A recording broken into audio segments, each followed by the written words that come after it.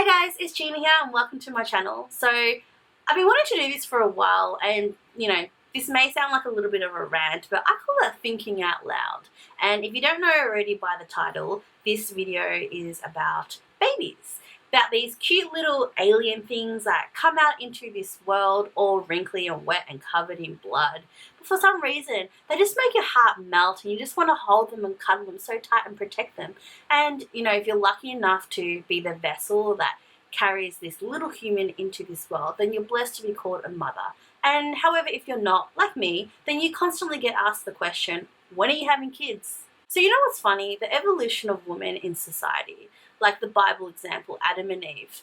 Eve was created out of one of Adam's ribs as a companion. I mean, a companion is a nicer way of putting it, but I think of it as slavery. Like, women are there to serve for the men. And there's some sort of stereotype with women that we're not as strong enough as men. We're more weaker and more fragile. But if you think about it, throughout history, women are the caretakers. They make sure that the home is in order while the men go out hunting for food. And when the men come back with food, women are the cooks. They cook the food while the men rest at home and, from their hard day's work and provide. Women are also the providers. We have these wombs inside us that produce kids, produce the future generations and the bloodline going on and on and on.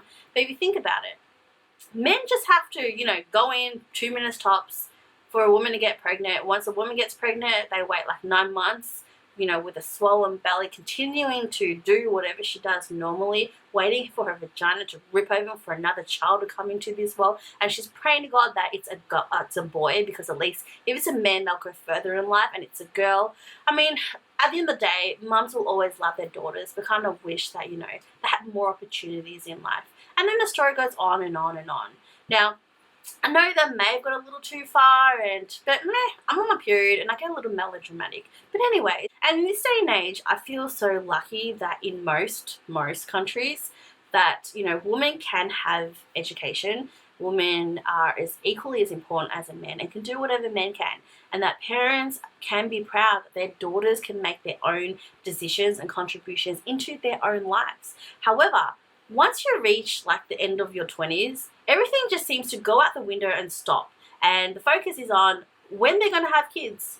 Now, don't get me wrong, this isn't a feminist attack on men, because the question is more or less asked by other women. And I don't know, I just thought that women have these women intuitions with others and that they understand what they're going through and how they feel. But turns out that is total bullshit. And if you still don't know what this video is about, or know why asking someone when they're going to have kids or why they don't have kids is so rude, then let me think out loud for you. So one, not everyone is ready. Not everyone is ready to be a mother once they hit 20.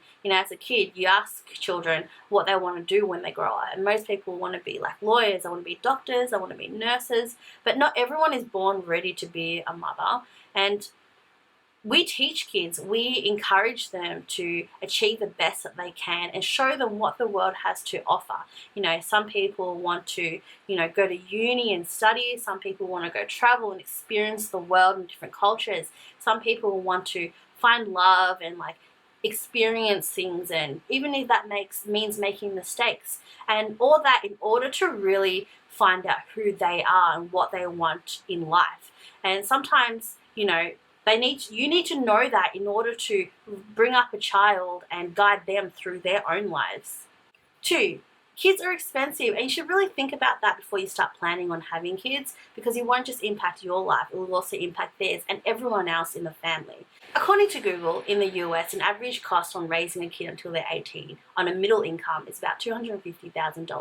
Now, in Australia, to raise a kid on a middle income, it's over $800,000, and on a low income, it's over $470,000. Now, that is a lot. And you know what? Some people will say, don't worry about it. If worse comes to worse, we can get an extra job to get extra money or live on a budget. But not everyone lives the same way. Not everyone, enjoys the same thing. And nowadays, especially, I'm not sure whether it's all over Australia, but in Melbourne especially, I feel like there's a lot of jobs that are making people redundant. So it's really hard to even get a job nowadays for more than 7 years. It's not like in the old days where you can get a job and stay there for like 40 years until you retire. And house prices are going up as well. So a lot of people can't even afford to be a first home buyer because they don't have the money for it. Now, let me break this down in a scenario. You finish school, you're 18, you want to go to uni, you want to get a law degree or something like that. However, you didn't exactly get a scholarship. So by the time after about 2 to 5 years, depending on what you're studying and how far you want to go, you now have about 30,000 approximately, let's just say 30,000 HECS debt ready for you for when you do start working. And during the time when you are studying, you're restricted to hours that you can work. So you find casual jobs where you can work on the evenings, on the weekends, or on any time. And the good thing is you live with your parents, so you don't really have to, spend much on boarding, etc. And then you do have money that you can go out, enjoy a few beers with friends and have a good time as well as studying. Now, you meet a nice guy. You're not sure where this relationship will go, but you thought, let's move in together. So you don't have enough to be able to buy a first home because, one, you've just started this relationship, you don't know how far it will go. Two, the house prices are continuously going up that you can't actually really afford it because you don't have enough money saved up. And you can't ask your parents because your parents are on a low income budget, so they can't exactly give you that much in that sense. So what you do is you go out and rent. You go out and pretty much pay for someone else's dream. You have enough money, you and your partner chip in, you have enough money to pay for the rent, pay for the bills, and also have some money aside to go out and, just be happy and enjoy life. But you don't exactly have enough to save. So you do try to save as much as you can, but, as time goes past, your job may not be safe. You may want to take, internship and really pursue in the, your career. So you take up an internship, which means it's not the best pay because it's your first year, but then that's okay because, your partner can help you support. Things get serious and you decide to get married, you decide to have kids. The wedding itself, okay, so weddings cost around some average $60,000 and you choose, let's just not do the wedding, let's just elope, etc., whatever, that's fine. But now it comes to having a kid, realizing, let's have a child. Because you're a woman, you still have a few years left on your law degree. You decide to have a child, but in order to have a child, it means that you have to postpone that and do it a little bit later. So you have a kid, you stay home, you look after the kid, everything is fine. You start going back to school part-time, getting a few things, but because you can't work because you've got a kid to look after on the side of studying for uni, you can't exactly go out and get a job. Sometimes, because your partner works a little bit more and earns that extra income, you can't get Centrelink payments because you're technically working and getting enough money to be able to get any assistance. So you keep on going. It's kind of like a struggle in the first few years until the kid grows up. Now the kid is now maybe 1-2 years old. You feel like, at that age we can put her to childcare. Childcare is expensive. Like childcare, if you think about it, whatever your pay is, half of that money goes to childcare. I mean, if you're lucky enough, you can have your parents to look after it, but you still need to give them a little bit of money to help out here and there. Now, you finally finish your degree, but then in the industry that you're in, you find that it's really hard to get a job. So you're struggling at the moment. Lucky your partner still has a work, that can help support, etc. By the end of the day, you are living day by day in order to support, even if you have a really good job. And next thing you know, the kid is 5, it's ready to go to school. But do you want to send them to a public school? Do they have enough resources in order to, give my child the best education to be able to achieve what they want to do? Okay, so that's probably not a good example, but I'm just going to stop it there. But my point is that, kids are expensive and not everyone wants to raise their kid the same way. Some people want to give the kids everything. So in order to give that, make sure they have their life set sorted and foundation sorted before they can bring a kid into their lives. Some people just go with the flow and just, live day by day and see, how things will turn out. I'm sure it will be fine either way, but you just can't assume that everyone will just jump right in and have a kid. 3, you don't know what they're going through. You may not know that they've been trying for years, but just, can't fall pregnant. Nowadays there's a lot of fertility doctors with a lot of options, but these options are not cheap. IVF, for example, costs like in its thousands, and it's not guaranteed. Like I hear stories of people who have gone through 4 to 5 cycles of IVF with no luck, and some people do, and unfortunately they also have miscarriages, which I could not imagine how painful and heartbreaking that experience is, and it does. That amount of stress also makes it harder to conceive, and the pressure and things like that, not just for the woman but also for the relationship as well. So last one, there's probably a whole lot of other reasons why you shouldn't ask, but the question itself sounds so stupid. Like, when are you going to have kids? When? No one knows. So personally for me, being a mother wasn't exactly a dream. It was more part of life. I just kind of accepted that will happen during my life. And I visioned myself, my goal, my dream was to have a successful job, to be, on top of my games, like higher up above, doing something that I would like and I guess, earned a lot of money. But I guess my vision was that I would have all that by 25. That was my, expectation, was to get married in my early 20s and have kids as well by the time I'm 25. And by the time I was 25, I kind of went through a quarter life crisis because clearly that didn't happen the way it did. And if you really think about it, like the timeline of things means that it wouldn't have been possible anyway. And so that didn't happen. But my husband and I got married when we were both 27, and even then we had people telling us, oh, you're still young, just, enjoy your life a bit, you still have time to have kids. But then all of a sudden, a year later, those same people were then asking, oh, when are you having kids?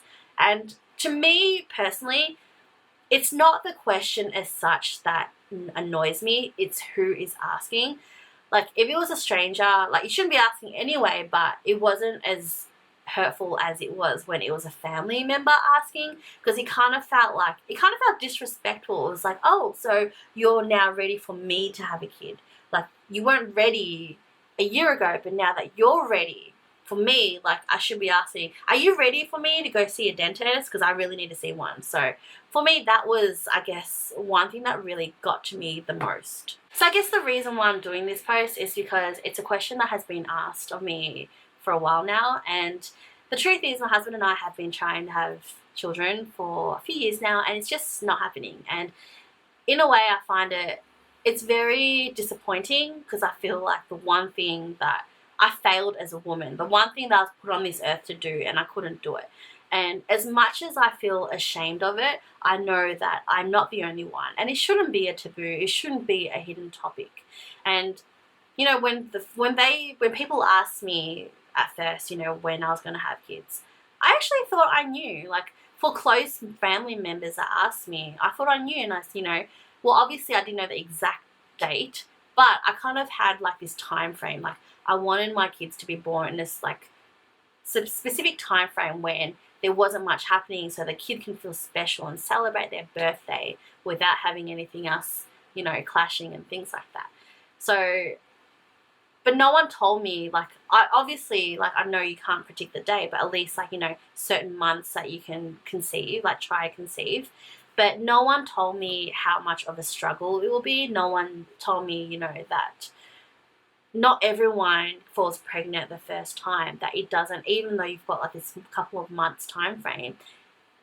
Sometimes, like, no one told me that it's not likely to happen straight away.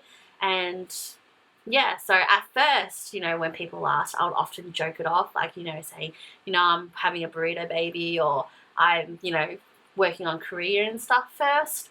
But at one point, even, like, one of my aunties, I haven't even walked in the door yet, and she's already asked me the question, shouting at, when are you going to have kids? And I just kind of felt like, you don't even know me. You don't even know what I do for a job or how I am. Like, I felt like it was rude asking that. It's like, you disregarded me as a person, but you just wanted to know how many kids or when I'm going to have kids. So, and then after that, I realized the older I get, the question just keeps constantly get asked. And in a way, I feel embarrassed about it, that I find myself now avoiding go into places in case I get asked that question. And you shouldn't really do that. You shouldn't have to feel like you're embarrassed for not having kids. So I guess by me thinking out loud that, it shed some light in what that person's feeling when you ask that stupid question.